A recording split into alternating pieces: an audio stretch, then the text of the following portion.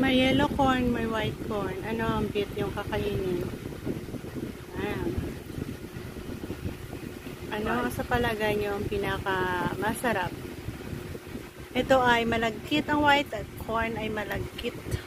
Compare natin sa yellow corn. Pero mas sweeter ang yellow corn.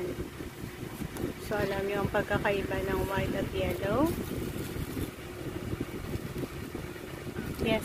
Pero once na i-full boiled mo yan, magbibiak-biak yung puti na yan. Compare natin sa yellow na wala talaga siyang movement sa kernels niya. Ito naman ay true. Yes.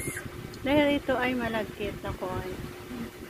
So, bakit alam ko? Dahil one of our product na tinatanim ay corn. Okay. Pero ito ay binili lang. Okay. So, happy eating sa ating sweet white sticky corn. Mayroon siyang black spotted. Violet. Violet. Violet corn siguro ito. Pero malagkit. Buksan mo ito mo lang.